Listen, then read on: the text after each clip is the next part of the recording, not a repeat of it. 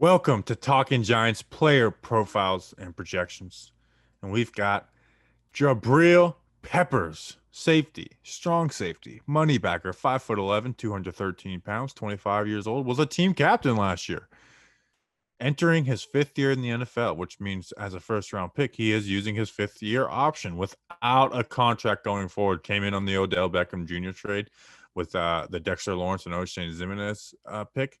Played in 15 games, but basically 14. He missed 90% of the 49ers game and only played a third of the game versus Dallas. Had 91 tackles, 8 tackles for loss, 2.5 sacks, and 1 interceptions. And Justin, when we started looking at some of his stats versus other safeties, it's like, oh my gosh, not only is he like good in our minds, like the numbers say he's really good too. Yeah, we'll just get started on that. Jabrill Peppers had kind of an awesome 2020 season, along with playing in the most snaps that he's played in his NFL career, basically only missing 2 games. But Jabrill Peppers was first among all strong safeties in 2020 with 11 pass deflections, and he was fifth among all safeties in the NFL. So that includes strong safety and free safety. So Bobby Skinner is really, really good. I know he is your favorite New York Giant currently right now, correct? Yes, basically. I mean, I like Nick Gates as well. And if you notice, if you're listening on the podcast episode, we put Nick Gates and Peppers together. Ooh, was that intentional by you? That was intentional. Yeah, it was like, let's kick off Monday on a good note. Yeah. But you mentioned, okay, so in passes defended, he had 11, the most for a strong safety, fifth for safeties. Well, guess what? Tackles for a loss, fourth in the NFL as a safety, second as a strong safety, only behind Jamal Adams with 8. And Jamal Adams is low-key a linebacker. Yeah. And I know, you could make the argument for Jabrill too as a money backer, but he does play a little more, deep than Jamal Adams or split out. So it's like you have a passing stat right there where he's top of the league in his position, and a running stat where he's top of the league in that position too. And he's got 2.5 sacks. Should be 3.5, but they called one back because he broke Kyle Allen's ankle. And it's just, I love this guy, and not just because of production, but just the way he plays. He's just fast. He's a disruptor. He plays with instincts, and he kind of does it all. Like, he's mostly in the box. Almost half the time is in the box, but he kind of does it all. In the box 48% of the time, down closer to the line of scrimmage, but split out 39%, and then as a deep safety, 15%. Never as a single high safety, always as a 2 high. Which, by the way, he does that pretty well too. Like, when people say, oh, he's a money backer, but when you put him in a 2 high safety look, he does all right. It's just he'll never be a single high guy like Cleveland tried to do a little bit with him. Yeah. When Cleveland tried to do that, certainly didn't really work out. But he's a great athlete.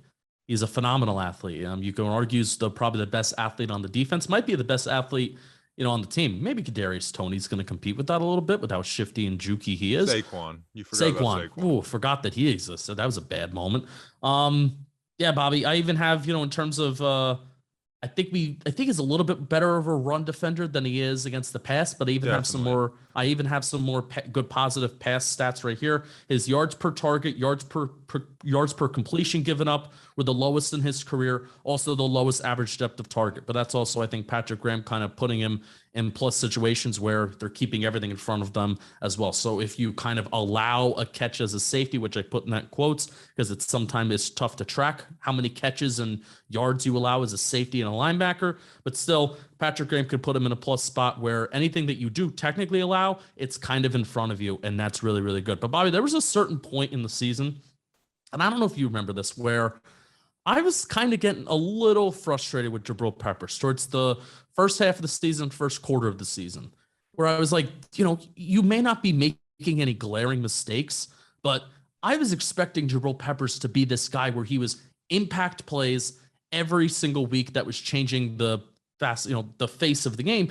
And then lo and behold, that away Washington game where he had like 2 bananas pass deflections against Logan Thomas. So Logan Thomas just became the 7th highest paid tight end in the National Football League, doing some good things with Washington, and they felt the need to extend him. Jabrill Peppers had 2 insane pass deflections against a pretty big-bodied guy where he was playing pretty much man coverage. So from that kind of point on, I know Seattle, he had an awesome game. He made some really good plays against Arizona back-to-back that led to a 4th down stop, 2nd, 3rd down stops that Jabrill Peppers made every single week towards the second half of the season, after the first quarter of the season. He was making impact plays every single game. And that was the expectation for Jabrill Peppers last year. And he met it. Not just to not be not bad or just average. I wanted him making impact plays, and that's certainly what he did last year. So we're talking about his coverage and zone. He's someone who plays it smart, but aggressive without getting burnt. You know what I mean? Like he plays aggressive without where he's not a liability.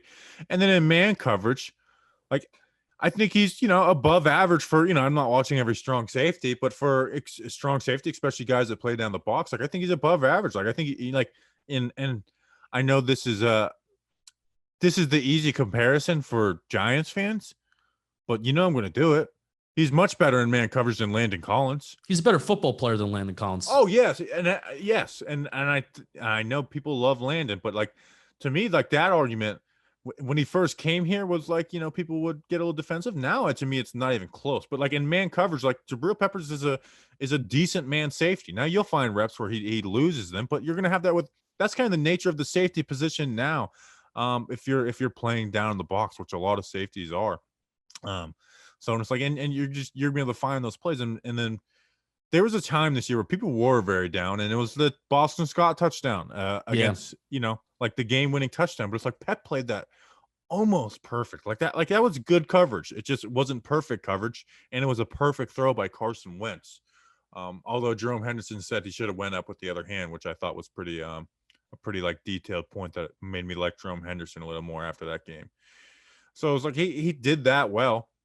And that's not what his main thing is to do. His main thing is to come down, play in the box, and be a disruptor. And that's exactly what he was. When he was playing a gap, he knew how to do that. And there's times where they used him as like gapless football, where they plug their D linemen and their linebackers in the right spot. And it's Pep. It's like, dude, just go and make a play. There'd be times Peppers would take out like two guys on one play a good amount of times. And it was just like, it's just fun to watch this guy just play all over the field, fast, aggressive, and just looking to smack dudes. Yeah, I think in Graham's defense, it's what makes sometimes what I think we call it the enigma. Is that the correct word? Where you just have guys lining up all over the place. Where Peppers could be Amoeba. What did I say? Enigma. What the hell is that? It's like a outlier, I think. I hope I got that right. I'm gonna Google it while you talk. An amoeba. It sounds your suggestion sounds better than mine because I'm bad with words. I know amoeba. Amoeba is like it's like germs. Germs. So we don't want that. Enigma, a person or thing that is mysterious, puzzling, or difficult to understand. What? We could call it the Enigma defense too. Because I'm even thinking of week 1 against the Steelers. This is what we saw, where guys were just standing up. Maybe you have Dalvin Tomlinson or Dexter Lawrence with the only guy with his hand in the ground on like a third down, but all the edge rushers and all the linebackers and all the safeties that are in the box, they're standing up and they're walking around pre-snap. And Pepper's doing that. I feel it's like, okay, you don't know what he's going to do. Is he going to go back there and be a pass rusher, which he is? He's pretty valuable as a pass rusher, Bobby. He gets back in the backfield between 8 tackles for loss and getting back in the backfield and having, what should have been 3.5 sacks last year. Or is he going to drop back in coverage? What is he going to do? He is part of what makes that kind of, oh, what the hell is Patrick Graham going to throw at us? He makes that valuable. Do you buy into the whole like, wow, Jabrill Peppers really was one of the most improved players from 2019 to 2020? Because I hate that. Why do you explain it? Because Jabrill Peppers was the best player on the Giants defense in 2019, and then he got hurt. And then so at the end of the year, I gave Dalvin the team MVP for the defense. But if Jabrill Peppers didn't get hurt, it would have been Jabrill Peppers. He was a playmaker, forcing fumbles. He had the interception versus Dwayne Haskins. Hope his teeth are doing a little better. Like he was basically the only playmaker on that defense. Like Dalvin was good, but Dalvin's not necessarily a playmaker when you think about that word.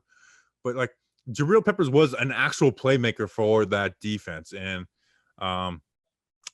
so the fact that he improved to 2020, but I hated the idea that it's like, wow, he got so much better from 2019 to 2020. It's like, no, he played better. Patrick Graham helped him play better too, and he just got better on his own. But it's like he was a baller in 2019. He was one of the few bright spots of that 2019 defense. I mean, he was, when I say one of few, it was basically 3 players that were bright spots in the 2019 defense: Dalvin Tomlinson, Jabrill Peppers, and a little bit of Julian Love when Jabrill went down. I think it's the pass deflections and the fact that you can remember and recollect plays that he made on the football and more tackles for losses too. I think that's the reason. Just basically, it's just more production. We're like I said, I'm not the big. You're a much bigger film guy than I am, so you're seeing the intricacies of wow, Jabrill Peppers made a really good play here.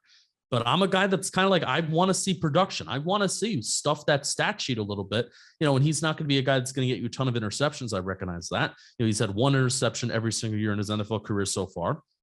But tackles for loss and pass deflections, this is a secondary that is filled with guys that are going to get targeted. So they're expected to make plays on the football. So when you do that, that makes it more memorable. And I think that's why people say, so I'm not going to hate that point that people say that he maybe not the most improved. I hate it. I get their point. I get your point. I'm Switzerland. Expiring contract, Justin. Very quickly, do you think he is back in 2022? No. I don't either, and I hate it. I hate it. Part of me understands it, but I hate it. He controls, and I think he even said this, he controls the conversation. He really does.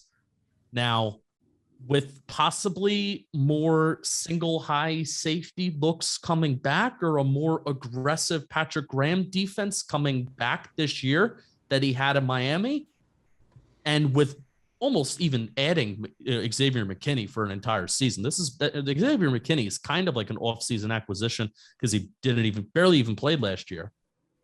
Does Jabrill Peppers play even more in the box? Does he get more tackles for loss? Does he break 100 tackles this year? Is he playing that money backer pseudo linebacker role where he's stuffing that stat sheet a little bit more and that makes his season look a little bit better? If he forces that conversation by saying no one can do what I do versus, hey, even if we get like another box safety, it could cost us 25%, even though the performance will go down, but still your role is kind of replaceable like Dalvin Tomlinson. He controls that narrative and controls that conversation. And also, unfortunately, for Jabrill Peppers, Xavier McKinney and how well he plays controls that conversation as well. So we're going to talk about it.